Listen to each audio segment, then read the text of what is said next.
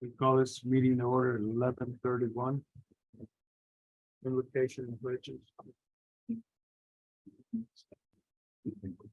Yes, thank you. Lord, we pray that you will bless this meeting. Help us have productive discussions that will broaden our perspective.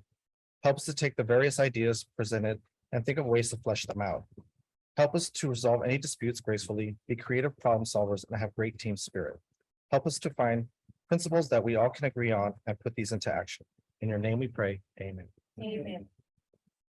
I pledge allegiance to the flag of the United States of America and to the republic for which it stands, one nation, under God, indivisible, with liberty and justice for all. Honor the Texas flag. I pledge allegiance to thee, Texas, one state, under God, one and indivisible.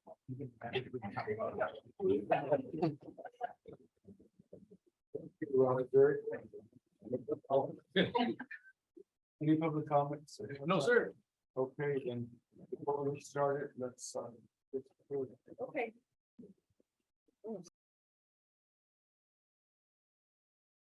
Consider approval of resolution against vouchers, education savings accounts, taxpayer savings grants, and other mechanisms that reduce public education funding. So as everybody knows, the legislative session is in session right now. And one of the things that could impact public schools is vouchers.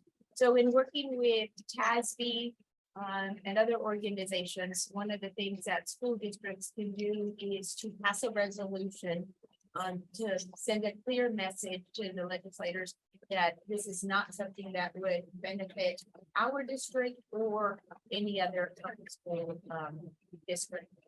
So that is this item, and I would be happy to read the entire resolution if you'd like me to. Board members, if anyone needs the whole resolution read. Did it come from Chelsea? Yes, ma'am. I've seen it. I'm going to turn the motion. I moved. There was a motion. A second. Yeah. that one. Yes, sir. Okay, we have a motion, a second, any questions?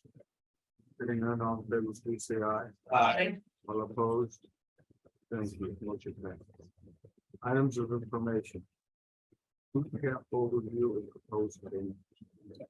Yes, Mr. Redis will be giving you a presentation, but just to share a little information. Before I got here, the team was already looking at how to redesign a program. We're looking at all our programs and seeing what we could do better to meet all the needs of our students. So I know that Mr. Redis came a few weeks ago and met with senior staff and gave us some ideas and some suggestions. And we asked them to come back to the board and share information in regards to how the boot camp could evolve into something that could meet the needs of students. So Mr. Redis, I will turn it over to you. And if you get ready to share with my number of the questions we had at the last item of information, which certainly addressed was, I think one of the people were sunsetting, we're not sunsetting this program. This is a reimagination or reimagining of this program to be something a little different to meet the needs of our students now, as opposed to when it started in conception. Hi, good morning, everybody. Thank you for allowing me to come and speak. I wanted to talk a little bit about some of the proposed changes that we have that I would like to see a boot camp. Boot camp has been in place here at Southwest ISD since 2005 and has pretty much been unchanged since then.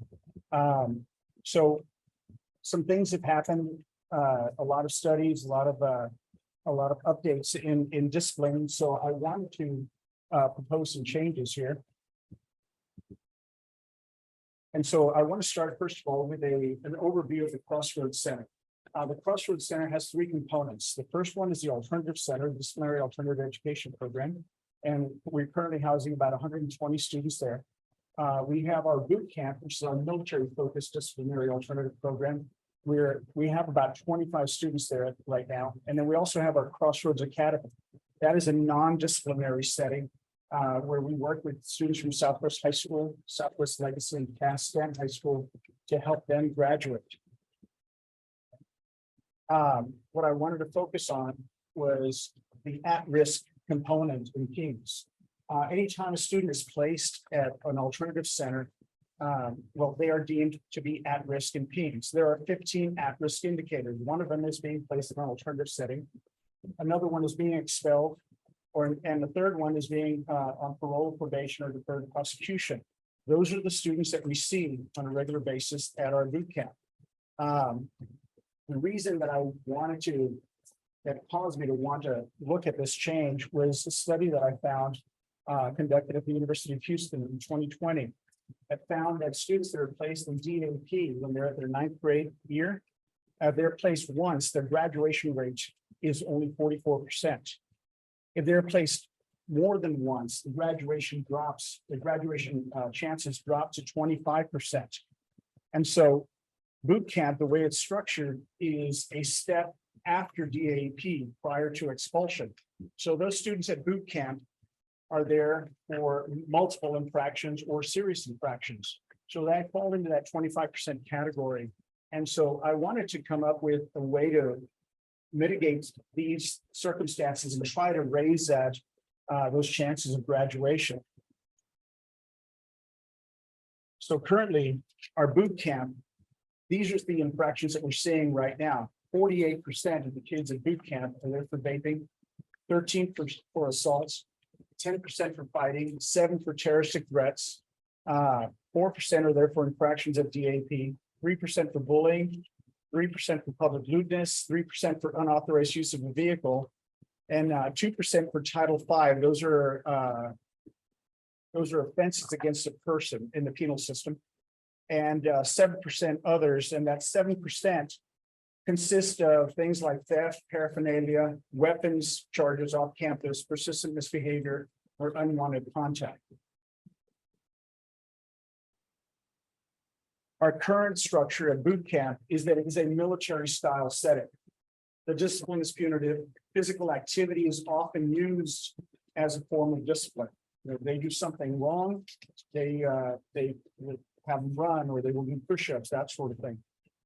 Restorative practice is not fully implemented in the boot camp setting right now. The classes are very structured, and we do have a character education program in place. Now, the proposed changes, I would like to move from that into what I would call our ideal structure that would be, in my opinion, more beneficial to our students right now. I would like to implement the restorative practices in all aspects of boot camp. Move away from military focus. Implement a drug awareness intervention, anger management support, care team support, so that the students will have the support while they're on campus and when they go back to their home campus. Social emotional learning support. I want the physical activity that they're going to do. I want to continue that physical activity, but I want it to be focused more on team building. I want the students, the staff, to be aware of the student ACEs, their adverse childhood experiences. I want to continue the class structure. I want to make sure, be very clear about that.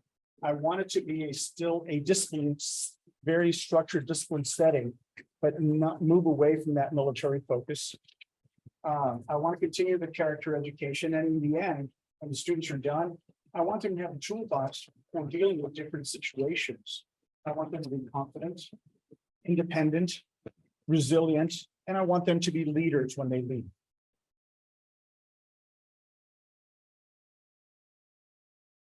This is what the wraparound services for the students would look like. If you'll notice in the center, we have boot camp, but I also included DAP students. Okay, because I would like to implement this same structure at our DAP, which we already do a lot of it, but I wanted to include them in this as well. We want to have the SEL support, the restorative practices. We do have a restorative practice coach that will work with both boot camp and DAP students. I want to bring a drug awareness component to that for those students. Vaping is a huge problem for us, and I want that to be part of what they see and learn about all the time. Looking at our data, anger management, a lot of the fighting, a lot of the threats and so on. I want that to be a part of that. Greater access to a social worker. Through working with Daisy Nanto, we will have access to a social worker that will be dedicated to working with our students at the DAP and boot camp. So that's going to be a huge help in my opinion. And then I also want to have that care team support. I want to put a structure. So again, so when students are at boot camp or at DAP and they go back to their home campus, they are not just left hanging there. They will have support from people within the cares team.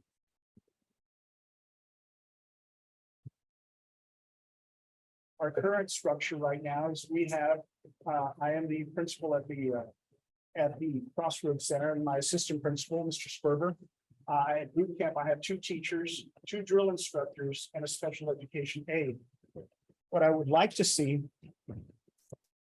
is inserting a social worker in there. The social worker would be a case manager for the students that are there at the boot camp. We would keep the 2 teachers. Now, I would, again, moving away from the military focus, I would change the title of the drill instructors, and I put staff as a new title pending. We're still working with Mr. Baker on coming up with a title for them, and we would keep the special education aide. I would like to have a full-time social worker, case manager, again, for student intakes and support. That will be done through the Nietos program, so it will not be coming out of the boot camp and the Crossroads Center staff. The restorative practices will be integrated into every aspect of the program. Again, drug awareness intervention based on student needs, anger management support based on student needs, care team support when they transition back to the home campus and throughout the school year. This social emotional support for all students. And then this next one is really big. I think that when kids are placed in boot camp, they need that support, they need that social worker and that cares team support, but so do their families. Oftentimes we see the families need that help. And so I would like to bring them in as part of this program so that they get some social help, the social worker and some counseling if needed to help work through those situations that their child might be experiencing. Students, again, will leave boot camp with a toolbox of strategies that will help them successfully return to their home campus and provide the tools and guidance to navigate different life situations. Now we'll leave you with this quote: nothing has more impact in the life of a child than a positive relationship. So I know this is the time certainly for the board members to ask any questions, but I know that JJ has worked very hard on this. He also shared a very good article with me about the French parents. Yes. Do you want to share a little bit about that piece when they talk about specifically about the discipline? Yes. When I was, I used to be the assistant principal at Southwest High School for several years. And I was the type of person that if they stepped out of line, I was going to make sure that I took care of it. There was going to be discipline involved. And when I moved from Southwest High School and became principal at Southwest Academy, that summer, I read an article that changed my view on discipline completely. And it was called how French, it's an excerpt from a book. And the article is called How French Parents Are Better Than American Parents. And so I was curious, and so I clicked on the article, and it is about, it was written by an American woman whose husband was working in Paris, and they moved their whole family from the United States to Paris, and they had two young children. They were sitting in a restaurant, and the mom noticed that she kept trying to keep her kids in line. When she looked over, there was a family sitting there with children about the same age, a French family, and she noticed the children were seated. They were part of the conversation. They were involved and engaged in what was happening with their family. The American mom, was curious as to what they did. So when she saw the French mom stand up and go to the restroom, the American mom followed her and waited outside to ask her. She asked her, "How do you discipline your children?" what do you do? How do you discipline your children to keep them in line? The French mom was confused and didn't understand the question. And her response was, oh, you mean, how do I educate them? That to me was key. A lot of the behaviors that we see of our kids, this is what they know. This is what they see. And so I feel that our job is to show them something different. And so when students go to the DAP, it's not about hammering them and keeping them in line. It's about working with them. And I want the same thing at boot camp. That's what I said. I mentioned moving away from that military structure because I want to show the kids and educate them on what the right thing to do is so that they will make better choices along the way. And I think for me, that's why this was so impactful, because I read that article and that's what really it is now. After coming out of COVID, we have to work on educating our students. So we'd love to hear any questions. And I recently saw a session on love versus discipline at NSBA, which I'll get you some info on. And I really like what you're doing here. I just have one question. How involved are their home campus administrators involved with them still? I mean, do they feel that home campus wants them back? In some cases, no, I'll be honest with you. Okay. I think sometimes Also, as a campus, they want to move the kid out and so they don't have to worry about it anymore. And so we work with those students but that's part of that CARES team that's going to be that structure that needs to be put into place where we need to work with campuses so that we can help that student transition back. When a student is placed at boot camp for 45 days, I mean, that's a half a semester. That's a half a semester and they lose out on instruction. The best place for them is at their home campus with their teachers. And so moving away from that, yes, there has to be discipline. No question about that. But we want to make sure that they return to their home campus, are academically and behaviorally successful, and we can provide that support. Our staff right now over at Alternative School, my restorative coach and some of my aides and my counselor regularly go visit different campuses to touch base with the kids that have left us, because we want to make sure that they know that they are supported. I regularly get emails from kids that leave and they just let me know, hey, I'm doing well. So that's what I want to see. I want to see that support not only with us, but back at that home campus, and that's where that CARES team will be put in place. It is really the pedagogy swing of being punitive to being restorative, to ensuring that we do the same wraparound services. We have Southwest CARES teams on every campus. And now it's making sure that this team at the new boot camp will have conversations with their existing campuses so that we don't lose any kids when they transition to and from. I love it. What I hear, I really like the caring type of program more than punitive, like she says. I just want to make sure we still maintain our disciplines. Swing through that program and in the back. Right. And that was one of my concerns. When a kid knows that, hey, if I commit another infraction, I'm gonna enter the boot camp. And that's something that prevents them from and keeps them in line. It does. And I want to make sure that we continue that. That's why I said I want to move away from the military focus, but I want to keep that structure, that discipline there. Are the people that are there right now, or it will still be our drill instructors, and they will have that same structure. However, they're going to have more of a restorative focus to it than that team.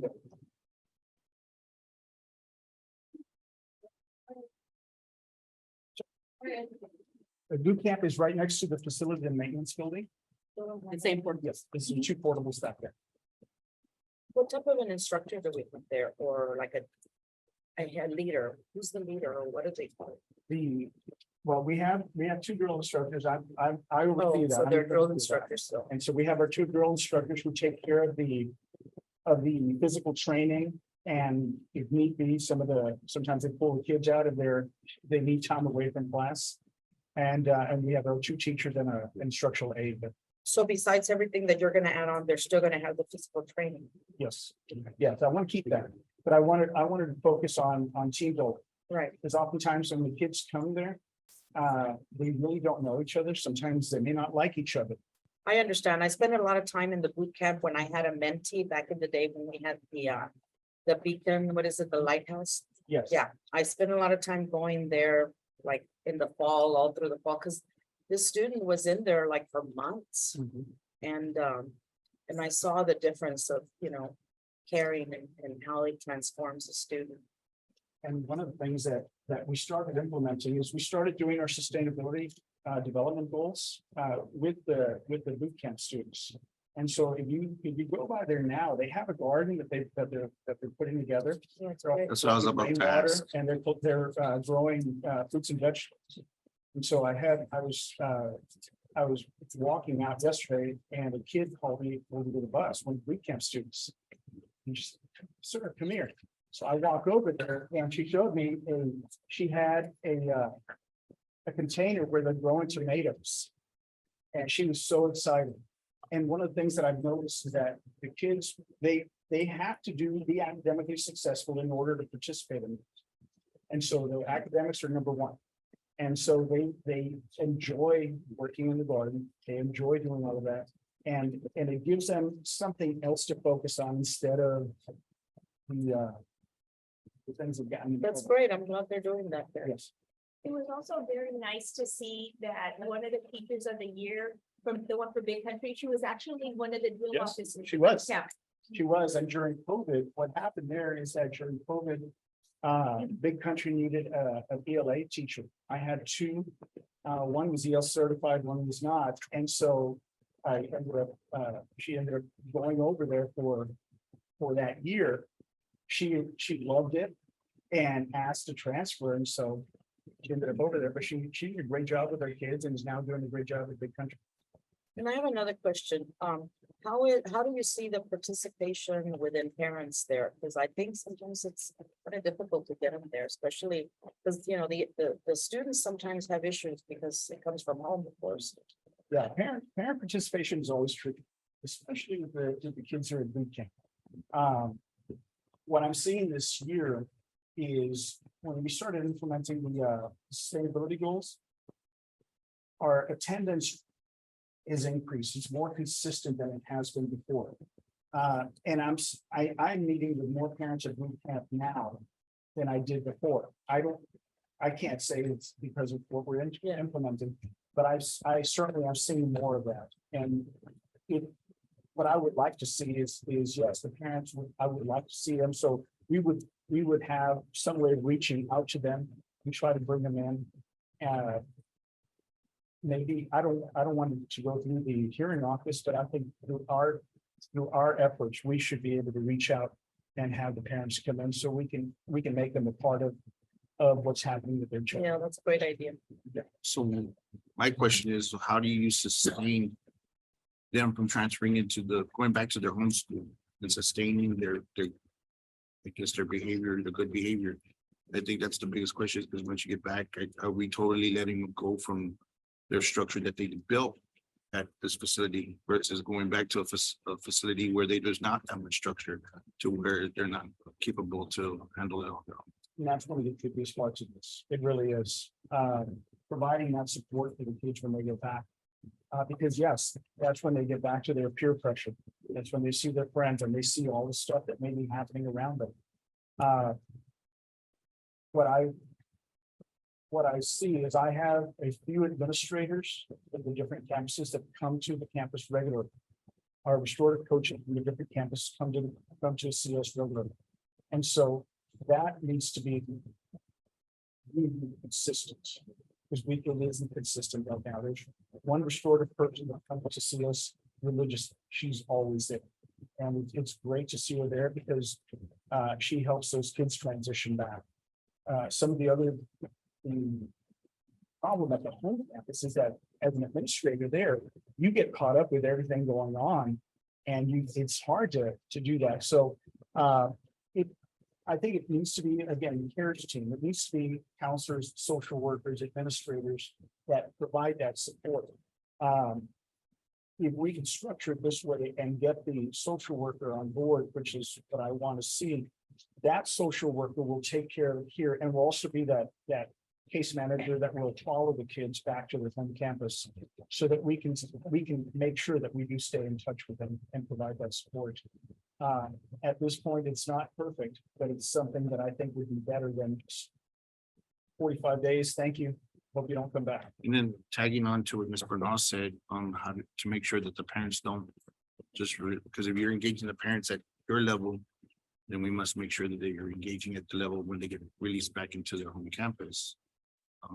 Is that something that we'd also look into? I'm sorry. I can answer that. So that's part of the Southwest CARES team. The Southwest CARES team, it makes up a committee, parents and students at the older grades are part of that committee. And one of the things that, and Dr. Ball is kind of an advocate of, is making sure that every child belongs somewhere, that they're part of a we, and that we is a program. So part of the Southwest CARES team that we will, as we reimagine this, will be making sure that that child belongs somewhere, to a group, to participate in something, because kids that participate in things are less likely to have recidivism and go back because they want to stay in a program in theater and band and athletics in something. Whether it's building new clubs that they could be a part of, or just making sure that restorative practice coach comes out and meets up with that person, or even the team house. So we have a lot of grant-based employees that can come out and be that advocate for that child and do check-ins with them. So we're going to make sure that they do that part of their job first, because they do a lot of other things for campuses, but they need to be the advocate for those students first. Through family services, they're paying 50% this next year for the social worker on campus. And then we have a grant to pay the other 50% of it. So he'll get a social worker for free this next year. Because sending a child to JEP for 15 days for vaping does not stop vaping. We need to give them, we need to get them educated. We need to get them more information, get their parents involved. Having somebody to provide social services and bring in groups and organizations to have those types of conversations with parents can happen at every campus level. And it doesn't just have to happen at DAU.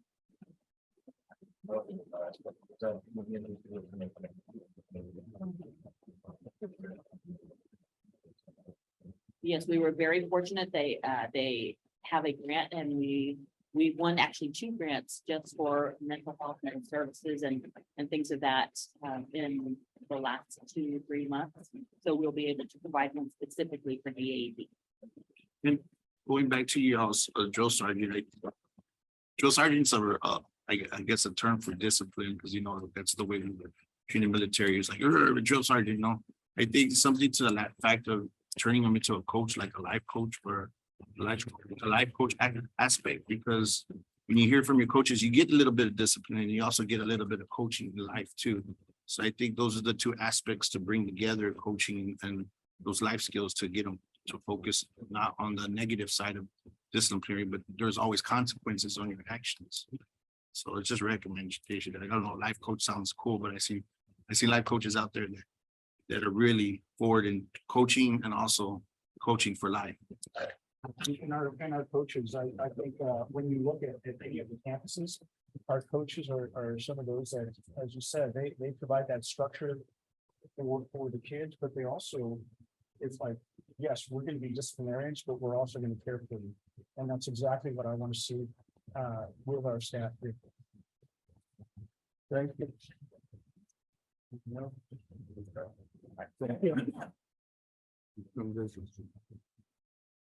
Shack bylaws update. Yes, sir. We got with us Sandy Hernandez. I know we came last brown bag, discussed on the opportunity to appoint appointees to the Shack committee. And we mentioned that part of the regulation and law is that we actually have a set of bylaws for this group. And so Sandy's bringing kind of a draft of that, so you can kind of look. She's going to hit the highlights and really go through it with you. This is something that we want to make sure we have really in place by the beginning of next year. so that we have our appointees with the bylaws and so they can operate based on what legislation is asking us to do. So I will turn it over to Sandy and she will go through it with you. So I didn't know that I was gonna have to go after JJ. It's like coming up to bat after a home run, but this is not as exciting, but I feel like it's just as important as it's something that we were just talking about. So the School Health Advisory Council, I'm not gonna repeat myself like I did last month too much, but what my goal has been since Valerie Maldonado was here, since pre-COVID, and now currently is trying to formalize it so that we can make sure that when the decisions are being made, they're made in a way that we all feel safe and comfortable with. And so number one in that step is finding some appointed members that we trust in the community. And then also having some appointed members by the superintendent within the district that are employees. And those combined members with a total of about 12 people will start making decisions moving forward for our School Health Advisory Council. And some of the decisions that need to be made are coordinated school health. So currently we have catch, and that's something that we do from elementary all the way to secondary. And also our sex education courses. So we go that we started in 6th grade and it continues all the way through high school. And so those are just some of the examples of the decisions that will be made along with bringing in other ideas from the community. All of these are in regards to our students' health. So we can go by it step by step. There's 7 articles in here. Some of them are pretty simple. What I did was research some other districts that are around us, and also some that kind of mimic the same makeup as our district as well. And so I just kind of picked and just kind of pieced together what I thought would be perfect for our community. And so section 1 is the statute and policies, section 2 is the limitations, and section 3 is the bylaws. Everything I have already made sure is I guess it is already what am I trying to say, that it is equal to what the mandates are, everything that is in place, make sure that we're following everything that we need to follow with all the House bills and the mandates that we have that are passed down from the state. So the responsibilities to hold for minimum meetings a year, a minimum of 4, so we could have more if needed on different subjects. To provide advice, to approve the district coordinated school health, like I just mentioned, to be able to consult with the superintendent on some issues, and to advise and consult the district in the development of comprehensive and health education curriculum, and to provide a written annual report to the Board of Trustees each year. The membership, something that we talked a lot about last week, is making sure that we have 12 members that represent our community well. 7 of those will come directly from you. So we would like to formalize that a little bit better, making sure that we have it in writing where they should come from, and let's just say someone is not available, how we should replace that person. If there's any questions at any section, please let me know, and if I need to slow down, let me know as well. So I got a question on, because here it says membership criteria must live within the district and must be custodial parent guardian enrolled within the school district. What if people have lived here for years and there's people that are on committees that are not custodial aspects of that they're still living in the community. I don't feel that you should shortchange them for being on the committee if they don't have someone that's enrolled or attending school. Right, and so all it says is that the majority of the members are parents, and this is something that is passed down from the state. I can't repeat it for you No. verbatim, but it is something that is required, that most of the members, the majority of them, are parents that actually live within the district, and that's to ensure that they are, I guess, the values are coming from within our district. So not every single member has to be Okay. a custodial parent. If I could interject, I apologize. One of the main topics that a lot of times is discussed is the sex education component of it. And that is why it's so important to have parents, because every parent feels very unique about that situation. So we want to make sure that the parents that are currently have students in our district are serving on that committee. No, no problem. I didn't understand that the process for having like parents in there, but also not having, like, say, I'm not, it's just wondering, like, if it's about sex, but if the clergy wanted to chime in, and they're basically in our district, you know, they live in the district, so. But great point. So what would happen is that we have members that are actual members and they're voting members, but other people could still come in and join the conversation. But the people that actually are the voting, making the decisions and the recommendations would be these individuals. Is So that everybody is invited to the meeting. Everybody can express their voice. But we will make sure that only 12 members are voting members. So, And yes, some of them can be employees within the district, some of them can be community members or partners, but the majority of them have to be parents. Thank you for explaining that. I do feel that members have to be invested in, invested sure. in the district by having children, because I know that some of the topics can be pretty touchy. Yes. So, And I know that there's a meeting tomorrow, right? Yes, we're having a meeting tomorrow, yes. And I think it's at, It is at the Aquatic Center and it's at 11:30 and we will provide lunch. and I see the representative that represents the board is Ms. Burnell, right? Yes. yeah, I've been in the shack for Thank you. 13 years. On that. Mhm.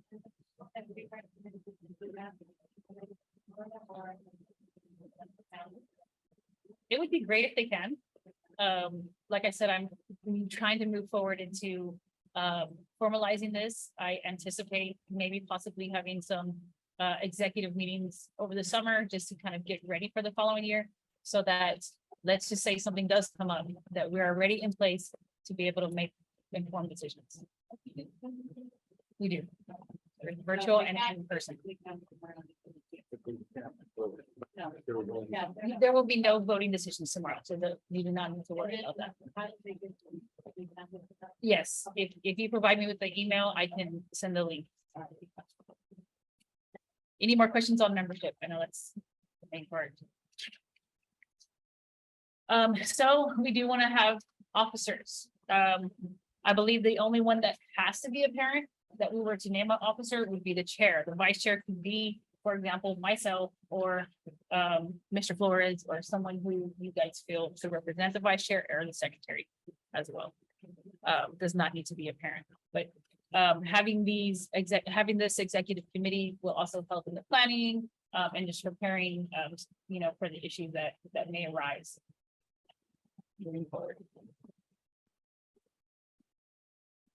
The terms of service are a 2-year term. And so they can move from one chair to the next.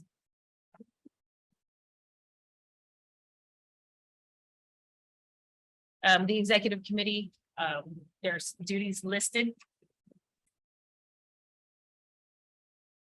Being at all the meetings, appoint committees. For example, we do have a nutrition subcommittee. We could foresee having a physical education subcommittee. These people would be involved in creating those subcommittees and being in charge of them.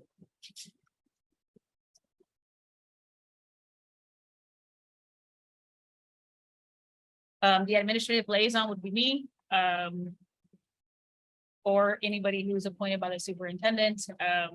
Basically, we're just, making sure that we have a space, the agendas, everything that I currently do right now, keeping the records, database. Making sure that we have correct attendance and that we submit the annual report to the board at the end of the year. I must mention that Linda Guerrero also helps me.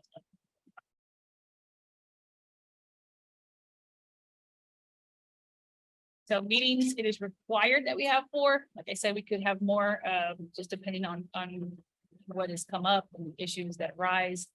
They are public hearings. They are open. I do virtual and in person. a quorum. It explains what would happen if we were to vote and make sure that it is in writing. The agendas and the decision making and the governance also is in this article.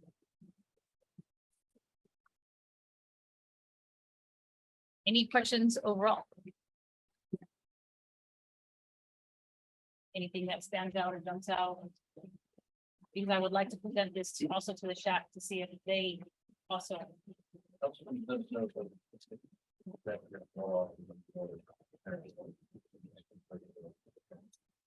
If we see that there is a issue with attendance, then yes, we'll, you know, I guess that would be something that the executive committee will talk about, and then we would probably go through Brendan and then we would let you know that we need to replace this person. Does this type of meeting involve having a forum to continue to have to hold a meeting, or does it?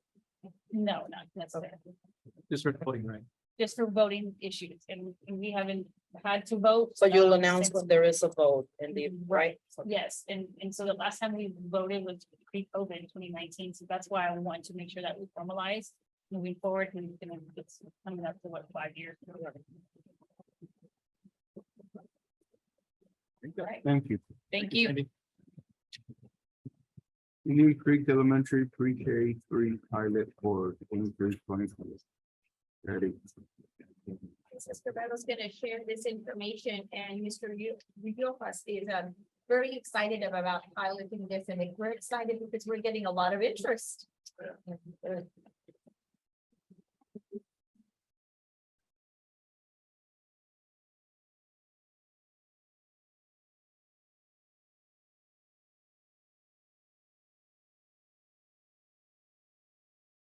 Thank you, Roger. So very excited to report our progress report on this program at Indian Creek Elementary. I have some background information for you that I recently received within the last 2 weeks. Texas Workforce Commission has some data that shows that we have approximately 93 children living in the district who are 3 years old and possibly eligible for enrollment in a pre-K program. So we're 93. So we're happy to hear that we have that. Indian Creek Elementary requested to serve as a pilot for this pre-K 3 program in the district. They also have the room for growth. As you know, they have IDEA across the street, and so that's taken some of that enrollment. With that, though, IDEA decided last year to stop the pre-K program. So they do not offer a 3 or a 4-year-old pre-K program. So that's part of the influx that we had last year when we opened those additional 5 4-year-old classrooms. So the enrollment will be open to our students who reside within the boundaries of Southwest ISD and our children of employees. So we're offering that as a benefit to our employees as well. This will be a full day tuition-free pre-K program for all qualifying and non-qualifying students. So of course, if they qualify, we receive the funding, but if they don't, we would still put them in just like we have our pre-K for all program. So we would also be able to increase the enrollment with that. We will maintain the student to teacher ratios just as we do in our 4-year-old classrooms with a 20-2, which means 20 to 2 adults. That's the teacher in 1A. Our goal for the program at Indian Creek Elementary for the 23-24 school year would be to open 1 general ed classroom and 1 bilingual education classroom. That would be for our students who qualify. Again, if they don't, and the parent is requesting that the students stay in the bilingual classroom, we'll look at that as well so that we can have those students in there and meet the parent request. Should the request for the enrollment surpass our goal, we would like to consider then opening a pilot and perhaps each of the other feeder patterns of our district to continue to grow our student enrollment. Our out-of-district transfer request will be considered for review and enrollment on a space available basis. We are already having quite a bit of interest in that as well. And transportation would need to be provided by the parents of Indian Creek, but it will be open to all of the zones within the district. So our 11 elementary schools, if parents are interested for this next year, would be able to take their children over to Indian Creek. They are currently in the process of providing paper applications to parents with the qualifying and selection phase to follow. So right now we have approximately, I just looked it up again at lunch, we have 42 applications on there. We are getting parents already calling for 2-year-olds and they're putting it on the list. So we're kind of crossing through those and waiting for the following year because some of them will not be free until November, December, and January. But there is a lot of interest, as Dr. Ball said, so we're getting definitely phone calls. I want to thank Jenny and her team, Jenny and Roger. The advertising began last week, post on our district social media websites, and then a message was sent to all parents who are enrolled in the Southwest ISD app. We have the curriculum materials and our furniture list, everything ready in place to go ahead and place those orders as soon as we get the students. We are looking at having 20 students in our gen ed classroom and 20 in the bilingual, ideally at least 15 in the bilingual classroom. We will be utilizing our state adopted creative curriculum that we adopted last year from the state for our 4-year-olds. We'll use it for 3-year-olds. It does have the modification, so that way when the student rolls over into pre-K 4, we would be able to continue, so it's not a complete regurgitation of what they had the year before, but they'll be able to build and scaffold upon that. So, that's it. So do y'all have any questions for me? Yes, ma'am. Does Indian Creek currently have? They do have after school care. However, with the city of San Antonio, we were able to get it approved last year, the community ed to allow 4-year-old. However, because it does require a smaller ratio for their staff for after school. So at this time, we do not have after school care.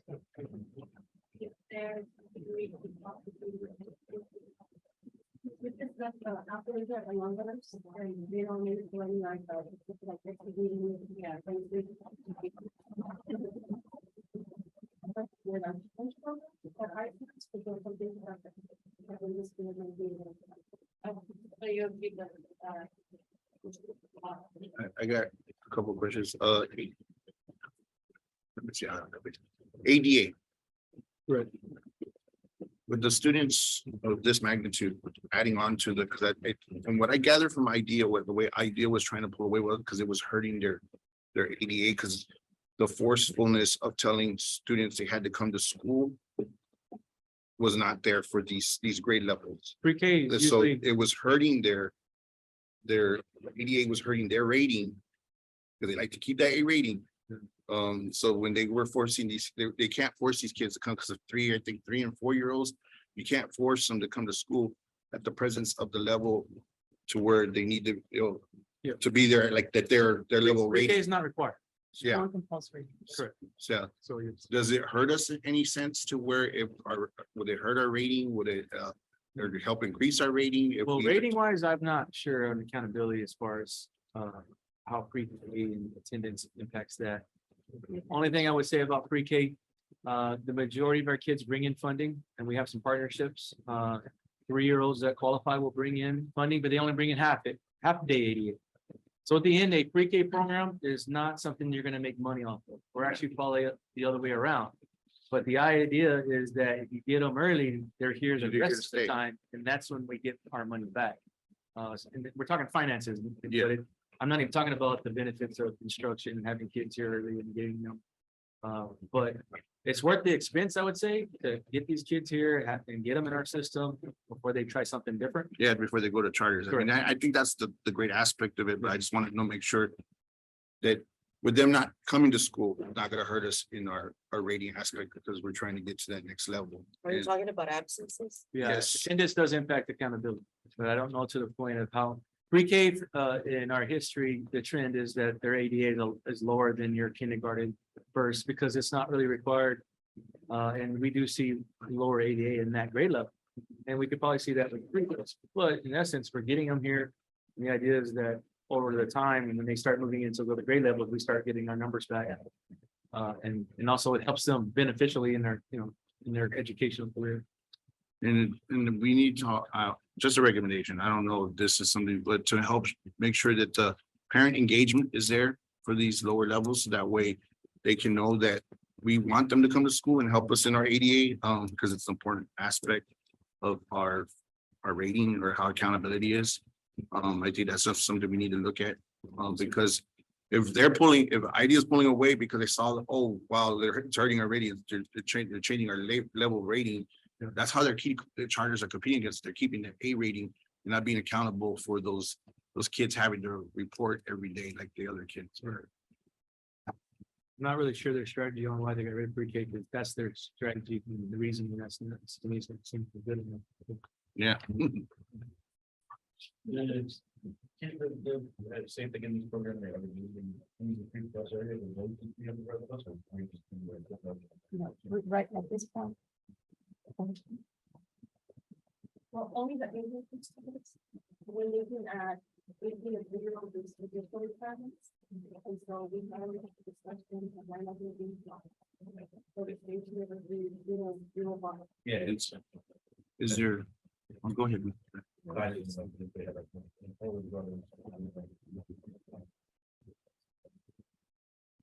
And I don't know if I'm off on this, but there's movement from Meadow Creek. From Meadow Creek to go to Indian Creek, and what's the status on that? I mean, Well, we're talking boundary changes, and right now, the only boundary changes we're gonna do for next school year would be some of those developments that don't have students in them yet. So like apartment complexes that are like right there by Benjamin's and stuff that are about to come online, don't have kids there. We're gonna be moving some of those kids to maybe Indian Creek or Sky Harbor. Depending on this size of the program, Indian Creek might not have space, so we may have to choose a different campus. But next year, we're gonna be looking at overall, like we started, all boundary changes and trying to rezone our elementaries and our middle schools, because to get ready for our new elementary that we're going to build, but also to help Spiceway Mount Hope, because we're gonna have to really do some, and Meadow Creek and Southwest Elementary, so those two. Brandon, will that be brought to growth and planning? Yes, committee where so parents starting will be early off in involved? fall, Okay. and starting off in fall, we want to have a series of growth and planning meetings. So that'll probably be our biggest thing next year to tackle.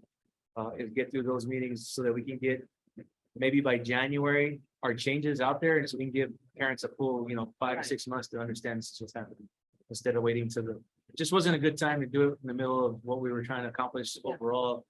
With the bond, and then, and not having more data. We're actually doing a demographic study that should see next month. To kind of give us a better idea for what we really need to be looking. Thank you. Thank you. Pat. Thank you.